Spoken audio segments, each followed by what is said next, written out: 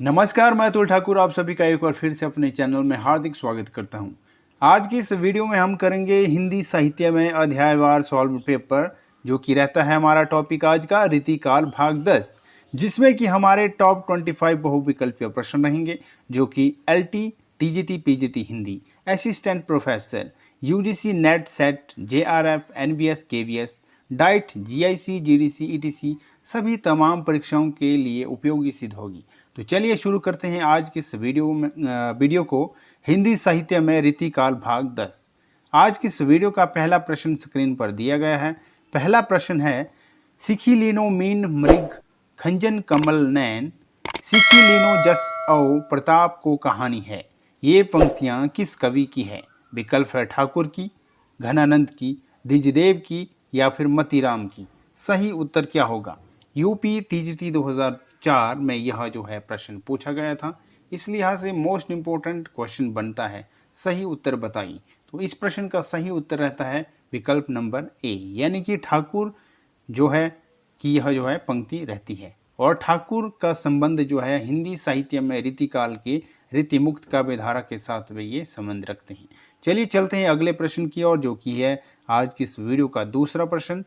रीतिकाल की अरीतिसिद्ध काव्यधारा के कवि है। विकल्प है केशव, देव, भूषण या फिर बिहारी। यूपी पीजीटी 2002, 2009 और 2011 को यह प्रश्न पूछा गया था। तो बताइए रीतिकाल की रीतिसिद्ध काव्यधारा के कवि है कौन है? तो इस प्रश्न का सही उत्तर रहता है विकल्प नंबर जो रहता है डी, यानी कि बिहारी इस प्रश्न का सही उत्तर होगा। रीतिकाल की रीतिसिद्ध काव्यधारा के कवि हैं बिहारी। चलिए चलते हैं अगले प्रश्न की ओर, जो कि है तीसरा प्रश्न। भिखारी दास की रचना है। भिखारी दास की कौन सी रचना है? विकल्प है काव्य निर्णय, काव्य सिंधु, चिंतामणि या फिर रस विवेक। यूपी टीजीटी 2004 को यह प्रश्न पूछा गया था। बताइए सही उत्तर क्या है? भिखारी दास की रचना है जो है काव्य निर्णय, यानी कि ए सही उत्तर होगा। अगला प्रश्न है प्रश्न नंबर 4। प्रश्न नंबर 4 है, वह रस उदाहरण जो रीतिकाल में लिखे गए हैं, जितने कि संपूर्ण साहित्य में नहीं लिखे गए हैं। विकल्प है वीर रस, रौद्र रस, करुणा रस या फिर श्रृंगार रस। झारखंड टीजीटी 2017 को यह प्रश्न पूछा गया था। मोस्ट इंपोर्टेंट क्वेश्चन बनता है। बताइए सही उत्तर क्या होगा?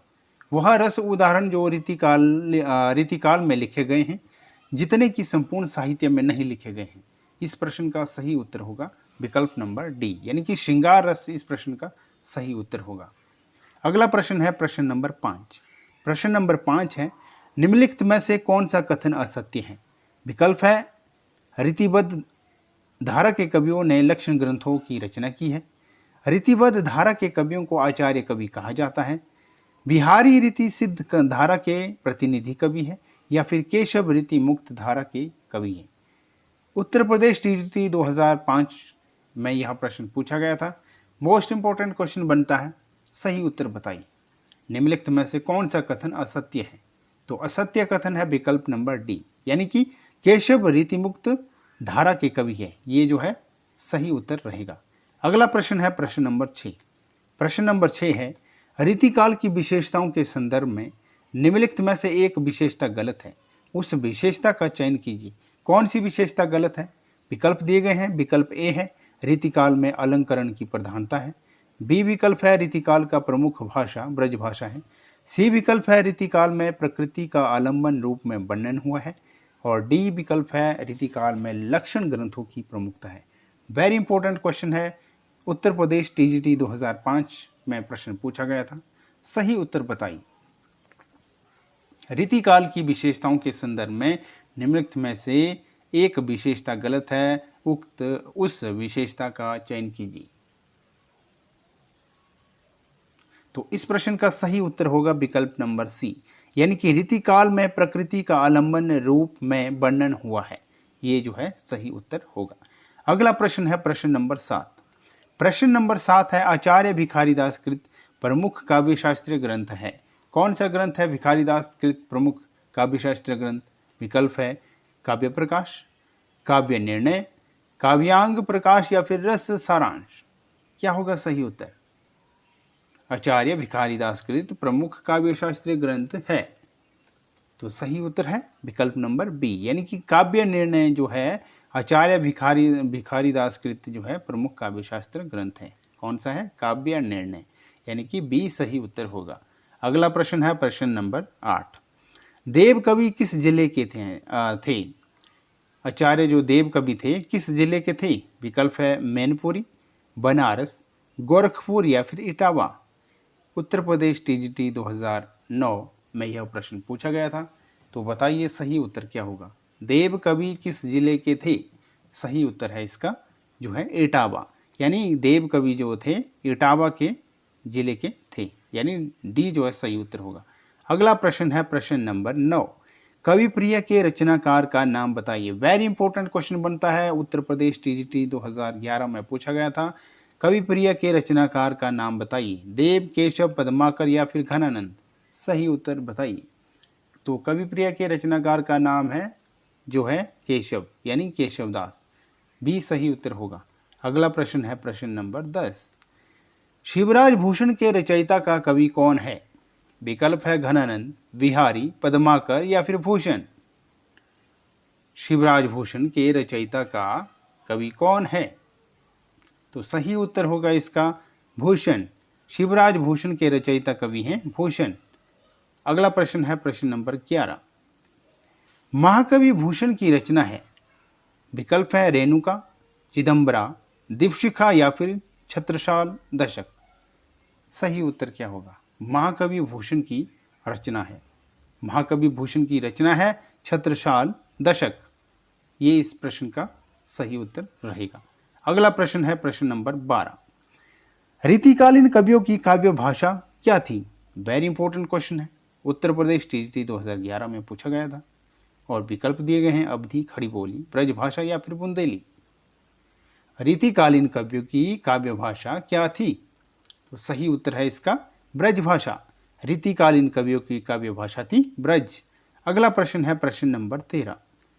रीतिकाल के उस कवि का नाम बताइए जिसने वीर रस में कविता लिखी है। वीर रस में जो है किस कवि ने जो है कविता लिखी है जो कि रीतिकाल का है? विकल्प यहाँ पे दिए गए हैं पद्माकर, भूषण, बिहारी या फिर घनानंद। सही उत्तर क्या होगा इसका? रीतिकाल के उस कवि का नाम बताइए जिसने वीर रस में कविता लिखी। तो इसका सही उत्तर होगा भूषण। रीतिकाल का वह कवि कौन सा है जिसने वीर रस की में कविता लिखी थी? वह है भूषण। बी सही उत्तर होगा। अगला प्रश्न है प्रश्न नंबर 14। सुजान शब्द का प्रयोग किस कवि की कविता में सर्वाधिक हुआ? यानी सुजान जो शब्द का प्रयोग है सबसे ज़्यादा जो है किसकी कविता में हुआ उसका प्रयोग? विकल्प है बिहारी, भूषण, घनानंद या फिर ठाकुर। तो सही उत्तर है इसका घनानंद। घनानंद की जो है कविता में जो है सुजान शब्द का प्रयोग जो है सर्वाधिक प्रयोग हुआ। किसकी? घनानंद। सी सही उत्तर होगा। अगला प्रश्न है प्रश्न नंबर 15। इनमें से कौन सा कवि रीतिमुक्त नहीं है? जो रीतिमुक्त कवि नहीं है उसको बताना है। विकल्प है घनानंद, आलम, बोधा, केशवदास। तो सही उत्तर होगा इसका विकल्प नंबर डी, यानी केशवदास जो है रीति मुक्त कवि नहीं है। इसके अलावा घनानंद, आलम, बोधा ये सारे क्या है? रीति मुक्त कवि है, और जो नहीं है वह है केशव, यानी डी सही उत्तर होगा। अगला प्रश्न है प्रश्न नंबर 16।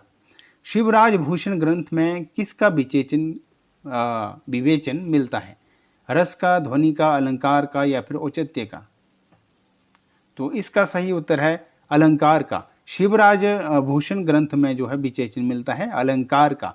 सी सही उत्तर होगा। अगला प्रश्न है प्रश्न नंबर 17। निम्न में से कौन सी रचना एवं रचनाकार का युग्म सही नहीं है?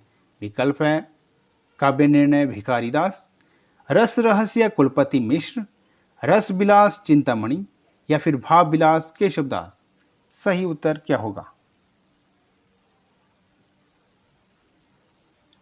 निम्न में से कौन सी रचना एवं रचनाकार का युग्म सही नहीं है? तो सही उत्तर होगा इसका विकल्प नंबर डी, यानी भाव विलास केशवदास। ये जो है इस प्रश्न का उत्तर रहेगा। अगला प्रश्न है प्रश्न नंबर 18। निम्न में से किस कवि ने सतसई की रचना नहीं की है? विकल्प है मतीराम, सेनापति, बिहारी या फिर वृंद। सही उत्तर बताइए। निम्न में से किस कवि ने सतसई की रचना नहीं की है? तो सही उत्तर है इसका सेनापति ने। सेनापति ने जो है सतसई की रचना नहीं की है। अगला प्रश्न है प्रश्न नंबर 19।